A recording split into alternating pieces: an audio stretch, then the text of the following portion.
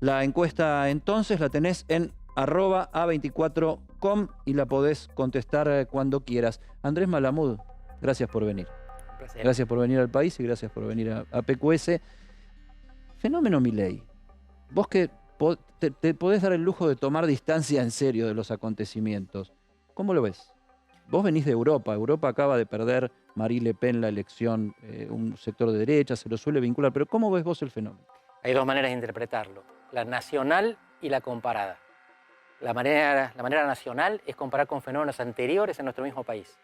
Lilita Carrió, Álvaro Alzogaray. ¿En qué sentido se parece cada uno de estos? Álvaro Alzogaray, en que venía por la derecha, con un argumento de mercado y liberalismo. Lilita Carrió, porque venía de representar la bronca, la insatisfacción con la casta, aunque ella no usara esa palabra. Si lo comparas a nivel internacional, algunos dicen Le Pen, Bolsonaro, Trump, Vox. Milei es una combinación de esto nacional con eso internacional, pero lo fundamental es que lo nacional son todos perdedores. Los argentinos no votaron a Alzogaray y a Lilita para presidentes, los votaban para el Congreso. Querían rebelarse contra la casta, querían dar un mensaje en contra de lo que estaba, pero presidente no. Vos sabés que a mí me hace acordar más que a Alzogaray, Álvaro Alzogaray, dentro del fenómeno Alzogaray, al que Carlos Menem le dio un espacio muy importante en su gestión, a Adelina de Viola. ¿Te acordás de Adelina de Viola? Porque ella quería establecer una especie de liberalismo popular. Tal vez se mostraba como la más peronista de los liberales de Alzogaray en ese momento, y hubo hasta una movida de armado porteño, pero es cierto lo que vos decís, eso no pegó. ¿Y por qué no pegó? Bueno, Adelina era más disruptiva que Milei. En una visita a una villa miseria, alguien le gritó, ¡qué lindo culo! Y ella dijo, si te gusta, votalo. ¿Sí? Hace 30 años. Milei hoy es un aprendiz de Adelina. De todas maneras, no le quiero sacar importancia, es un tipo muy inteligente en lo que está haciendo, la manera en que teatraliza la política. El contenido de lo que él dice no tiene sentido. De nuevo, como comparatista te hablo. A lo mejor es un genio que habla de cosas que no ocurrieron y él las va a inventar. Por ejemplo, un país sin Banco Central y un país sin Ministerio de Educación. Pero en el mundo no existen los países sin Banco Central. Ni siquiera los que renunciaron a la moneda nacional, como Francia, España, Portugal, Alemania, que tienen una moneda común, el euro, tienen un Banco Central Nacional para supervisar a los bancos, aunque no emitan moneda. Y esto de ver el poder de las personas, ¿no? Porque una cosa es lo que te pueda gustar o no gustar de lo que alguien dice, y después esto de poder realizar o no realizar.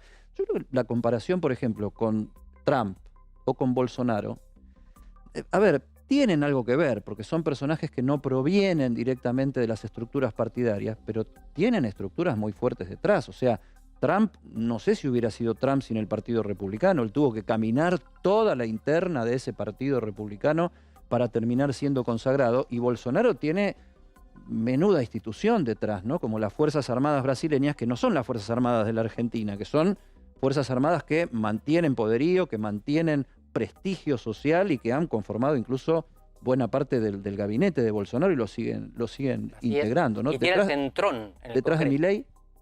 Bolsonaro lo que tiene es un conjunto de partidos clientelistas que ellos llaman fisiologistas, son parte del cuerpo político brasileño, son la mayoría del Congreso y son todos corruptos, aquellos contra los que él se insubordinaba. Y Trump fue el Partido Republicano, como vos dijiste. Milei, si fuera electo presidente, aunque sacara el 51% en todas las provincias y a nivel nacional, tendría una proporción en el Congreso inferior al tercio.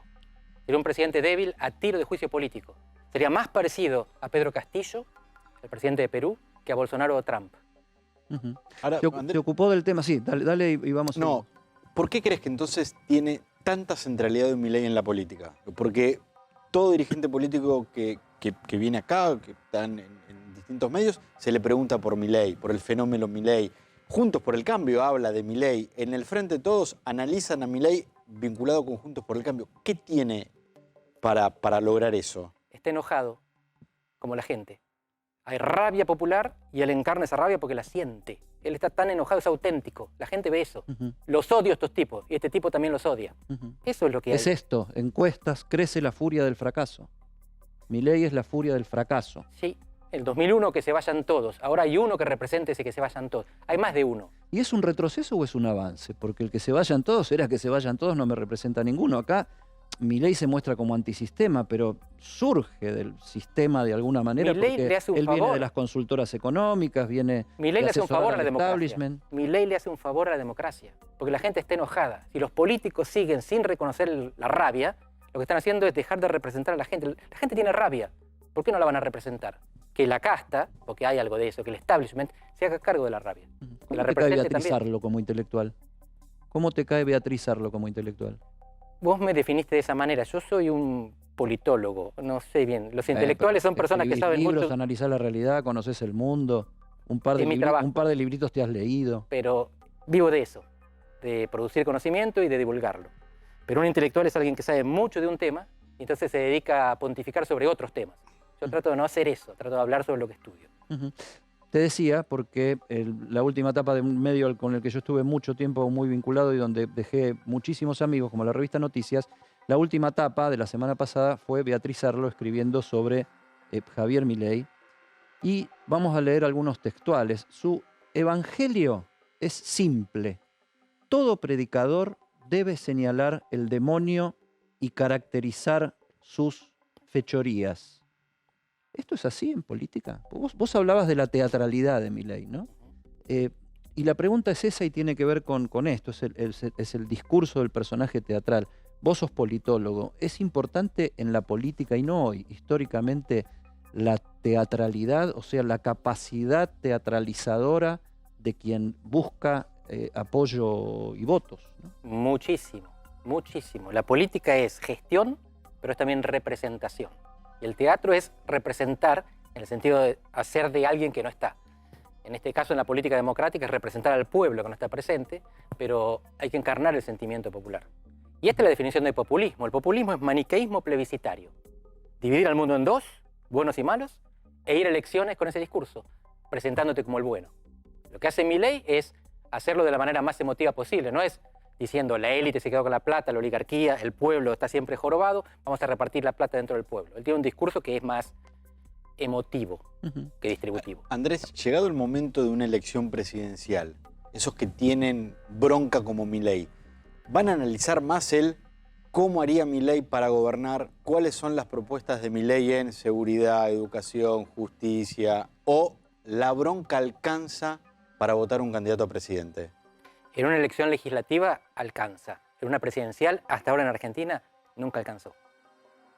Andrés, Juntos por el Cambio dio un giro en torno a la figura de Milei en estos días, primero señalando que algunos dirigentes tenían intención de sumarlo a una interna, después firmando un documento diciendo que no le abrían las puertas de Juntos por el Cambio, ahora algunos dirigentes retrocediendo un poco sobre esos pasos.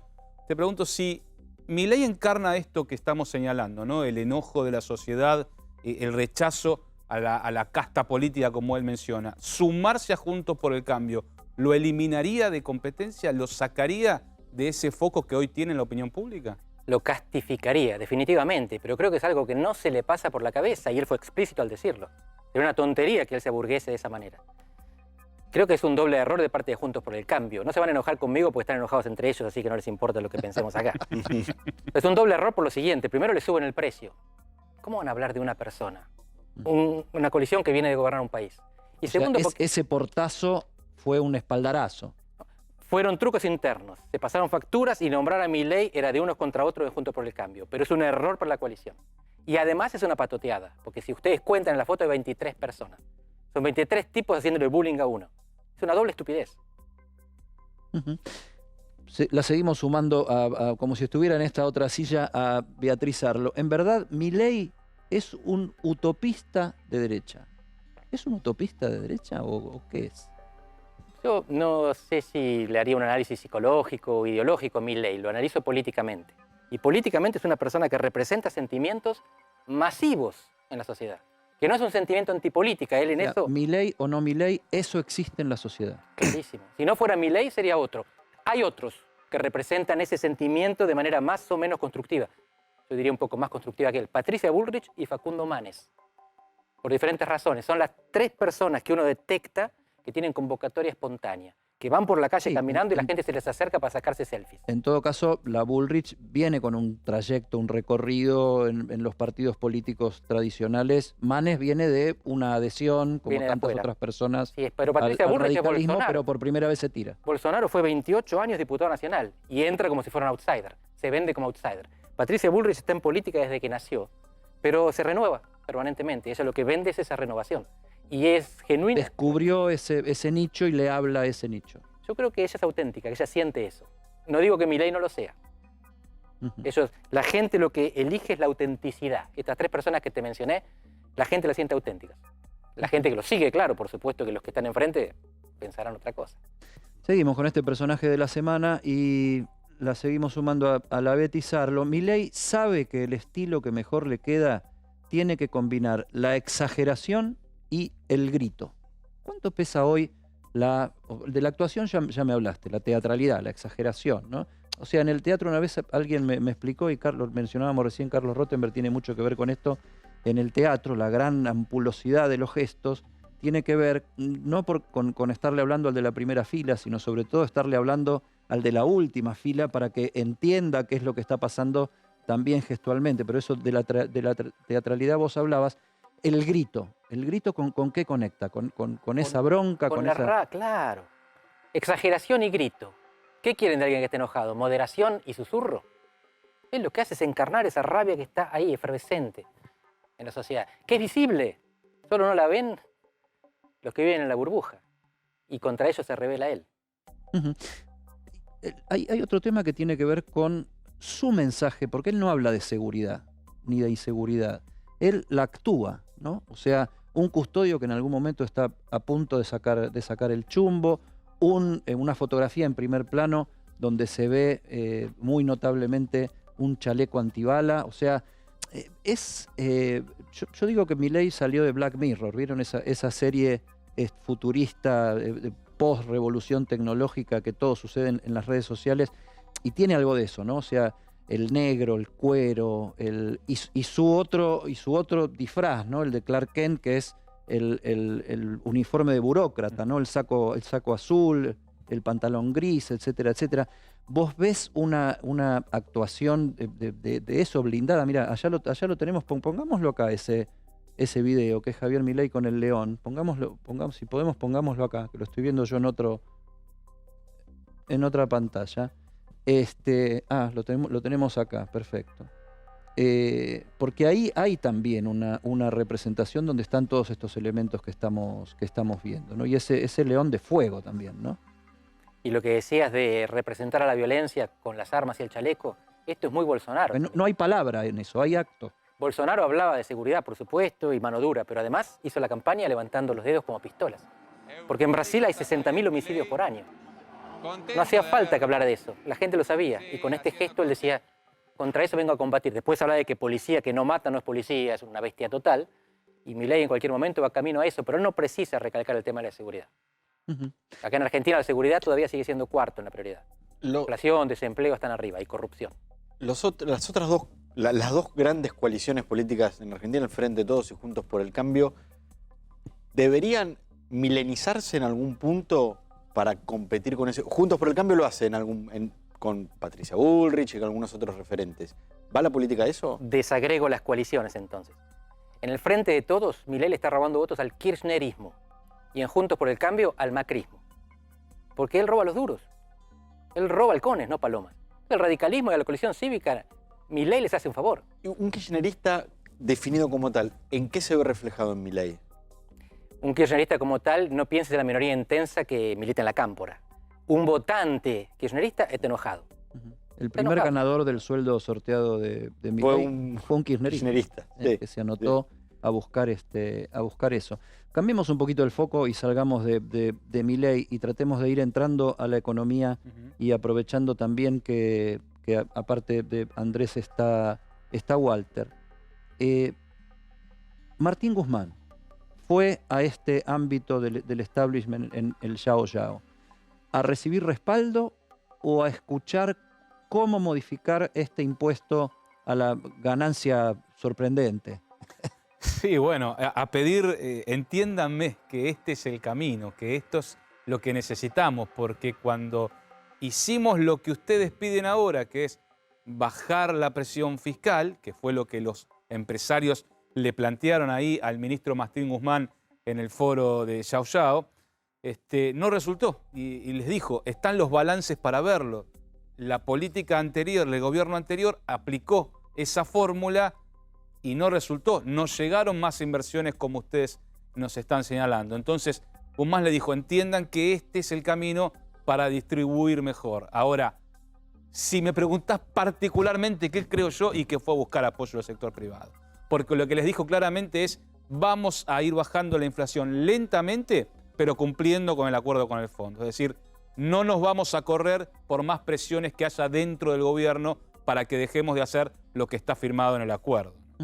El tema es si eso internamente beneficia a Martín Guzmán y sobre todo a Alberto Fernández, que es su jefe y quien lo puso ahí, porque ya el apoyo que tiene del Fondo Monetario Internacional genera irritación dentro de la coalición gobernante, y todos los empresarios que estaban acá, o por lo menos una buena cantidad de ellos, también generan esa irritación, sobre todo en el sector más cristinista, más extremo, como planteabas vos, de la coalición.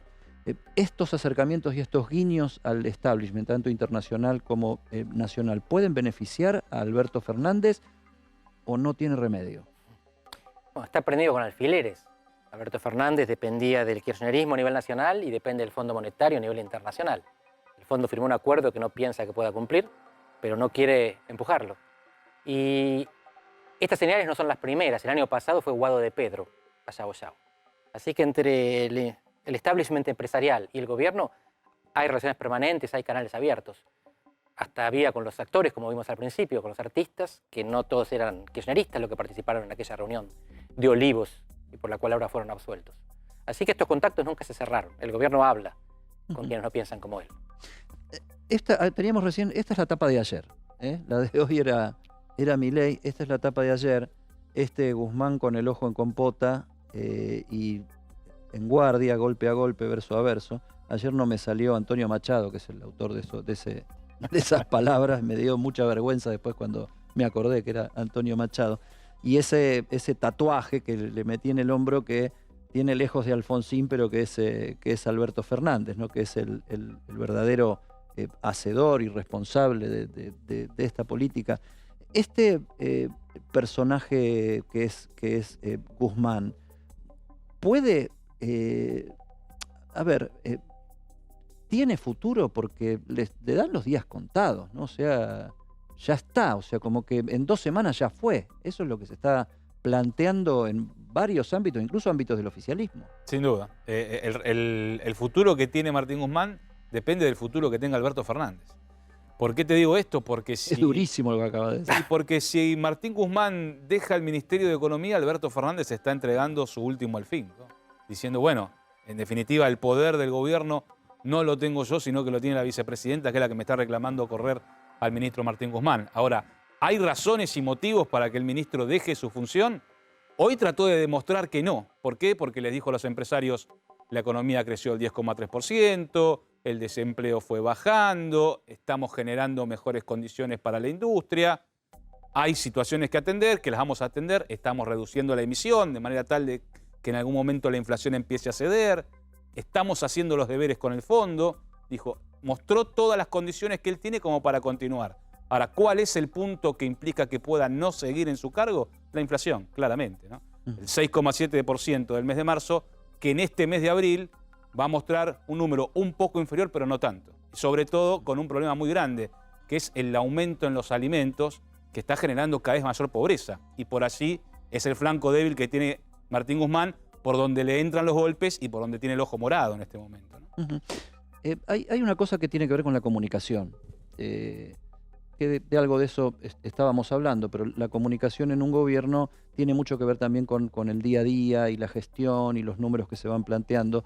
Venimos de semanas o tal vez meses donde hubo pocos defensores del gobierno saliendo a plantear qué sé yo, las cosas bien que se están haciendo. Que se quedaba corta Gabriela Cerruti todos los jueves con su conferencia de prensa, hasta llegar a un momento donde parecía que no tenía nada más que decir, y ahora empezaron a salir. Ayer estuvo Victoria Tolosa Paz acá conversando sobre estos temas y saliendo con una defensa mucho más efusiva de Alberto Fernández.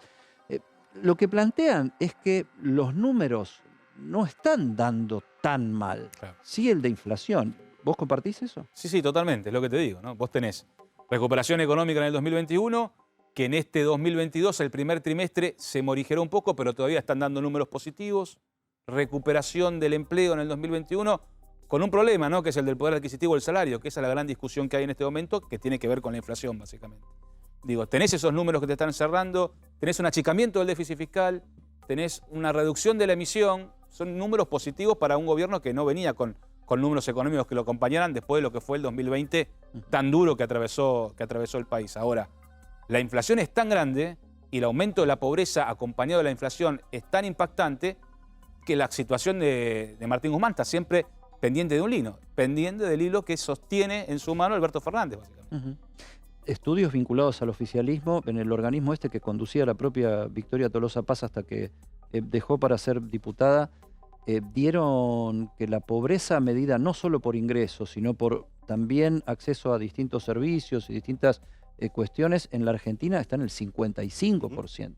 Tenemos ahí, lo habíamos planteado como el número del día, después lo podemos poner o no importa, pues se puso muy linda la conversación así de un lado al otro, pero 55% de pobreza vista en términos, me parece a mí, que son más serios, ¿no? Porque solamente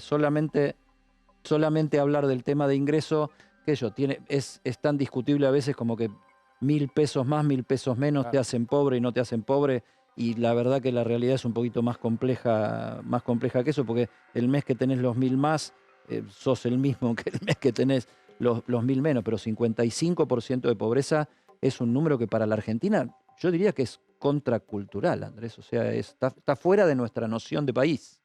Sí, es algo que ocurre solamente cuando hay picos inflacionarios, como recién decías. Si se bajara la inflación a niveles normales, bajaríamos 20% de la pobreza de repente. La pobreza estructural es un poco más de 1/3 en Argentina. El resto es la inflación la que agrega.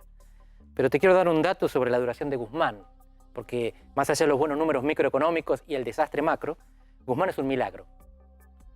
¿Por qué? Los ministros de Economía inaugurales... Eso es un graf, ¿eh? Guzmán es un milagro. Mirá, los ministros de Economía inaugurales siempre fracasan, siempre. El promedio de duración de un ministro de Economía inaugural peronista son 4 meses. Fíjate Menem, fíjate Duhalde, fíjate Cristina. La duración de los ministros no peronistas es 14 meses. 4 de los peronistas se dan cuenta y lo sacan. Los no peronistas tardan 1 año más en darse cuenta. 14. Guzmán va 24. Nunca un ministro inaugural de Economía duró esto. Y alguien te diría que Alberto no es peronista. Por eso le ponían acá alguien del gobierno te diría. Alguien del gobierno diría que Alberto no es peronista. Hay una realidad. Cuando asumió el gobierno Alberto Fernández y dividió el manejo de la economía en diferentes ministros, se señaló claramente que Alberto Guzmán era el ministro, Martín Guzmán, era el ministro que venía para solucionar el problema de la deuda, ¿no? Primero la deuda con el sector privado, la deuda con los bonistas, que fue lo que primero trató el Ministerio de Economía, y después la deuda con el Fondo Monetario. La inflación no iba a ser un tema para Martín Guzmán. No era su renglón número 1. Exactamente. Quizás se debería mirar por ahí a Martín Culfas más en este caso. Sin embargo, hoy el apuntado es Martín Guzmán. Sí, un errorcito, 28 meses, no 24. 2 años y 4 meses más. Esa es su duración. Ahora, yo digo, si Menem duró sin Cavallo, echándolo a Cavallo, ¿cómo no va a durar Alberto Fernández sin Guzmán? O estamos hablando de 2 Argentinas completamente distintas y de 2 mandatarios completamente distintos. Pero me parece que la pelea más allá del Guzmán ministro de Economía es el poder de Alberto Fernández, lo que decía Walter, ¿no? Digamos, sacarlo a Martín Guzmán es perder poder. Me parece que pasa más por ahí que por el nombre de Martín Guzmán, porque después en definitiva uno también puede decir, bueno, ¿la política económica es la del ministro de Economía o es la del ministro de Economía y la del presidente de la Nación? Digo, no creo que Martín Guzmán haga nada sin tener el aval de Alberto Fernández. Más que un superministro vendría a ser el super yo psicológico de Alberto Fernández. Bueno, lo elige Cristina como tal. Es la enemistad de Cristina porque la ahora que todos torna niegan a Guzmán y vino por el lado de Stiglitz, Cristina, Máximo. Es así. La única posibilidad de que Alberto sobreviva a la despedida de Guzmán es que nombre a alguien propio o semipropio, tipo Redrado. Alguien que no pueda ser adjudicado a la vicepresidenta. Nos metimos a recorrer las tapas de la semana y tenemos esta, pues estamos hablando de Guzmán, la inestabilidad de Guzmán, qué hay detrás de la inestabilidad de Guzmán en cuanto a la inestabilidad del propio presidente de la República. La de anteayer era esta, ¿no? Que yo decía casi me sale de National Geographic, pero se metió el Cuervo Larroque ahí en el medio. Andrés Larroque, traductor sin filtro de Cristina y Máximo, el pico del Cuervo, o sea, el que de pico la va y lo puso contra las cuerdas al Martín Guzmán que veíamos recién con el ojo negro. ¿Cómo ves vos esta interna, esta tensión explícita? Porque ya no es que somos los periodistas los que andamos buscándole el pelo al huevo y en un off the record alguien me dijo que no, acá te la mandan directamente, y en un momento donde Máximo Kirchner había dicho tenemos que terminar con las giladas que decimos en los medios de comunicación. Una semana después estaba saliendo el otro jefe territorial de la Cámpora a plantear todas estas cosas contra Martín Guzmán. ¿Cómo lo ves esto en tu posibilidad esta de ver la Argentina a veces levantándote viendo otra geografía? Hay dos interpretaciones. Una es que son unos desbocados, que es verosímil. Y la otra es que es una estrategia típica de policía bueno o policía malo. La Roque dice las cosas malas y Guado de Pedro hace las cosas buenas. Sigue siendo ministro de Interior, Guado. Y nadie diría que no es cristinista.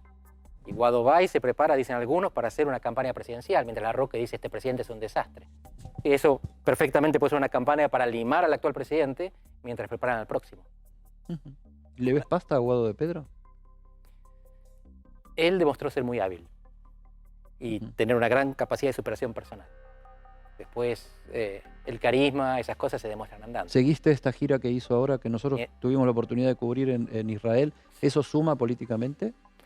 Me parece que le suma internacionalmente, lo torna un candidato apoyable por el establishment internacional, y parte de ese establishment internacional tiene plata y habilita plata, que para la campaña es un bien esencial. Andrés. Guado de Pedro en Israel. Cristina Kirchner reunida varias veces últimamente con el embajador estadounidense y recibiendo con honores a la jefa militar del Comando Sur de los Estados Unidos. Es bastante contradictoria la política, ¿no? Porque son el demonio, pero estamos en una buena conversación con Estados Unidos desde el lado del kirchnerismo, Walter. Sí, claramente. Te diría que más desde el lado del kirchnerismo que desde el lado del albertismo, ¿no? Porque las señales que se dieron desde el sector que responde al presidente fueron más prorrusas que proamericanas, ¿no? Sin embargo, la que termina sacándose la foto con la jefa militar de los Estados Unidos es la vicepresidenta Cristina Kirchner. Así que si querés contradicciones más claras que esa no las podés tener en el gobierno hoy, ¿no? Que el título más resonante que dejó esta jefa militar fue: ojo chicos con esa base espacial que tienen los chinos en Neuquén, ¿no? Sí. Es uno de los grandes problemas que tiene Estados Unidos, una de las grandes preocupaciones que tiene Estados Unidos en la región. Básicamente los acuerdos que haga la Argentina con China y con Rusia, pero básicamente con China, ¿no? Que es hoy la otra gran potencia mundial que le hace contrapeso a Estados Unidos. Sí, Rusia está bastante golpeada en su prestigio. Vos que venís de Europa, ¿cómo se está viviendo la guerra? Porque una vez más Europa y los europeos tienen la guerra y no más, y para nosotros a veces es de a ratos, es cercana desde el punto de vista de las consecuencias económicas o desde el conocimiento de los personajes o desde la sensibilidad que naturalmente te genera una guerra y todos los desastres que provoca. En Europa lo deben estar viviendo de una manera diaria un poquito más intensa que nosotros. Una diferencia cuanti y cualitativa, porque es algo que es difícil ver desde afuera. Todo lo que los decisores europeos tienen en la cabeza antes de tomar cualquier decisión respecto a Rusia es el terror nuclear.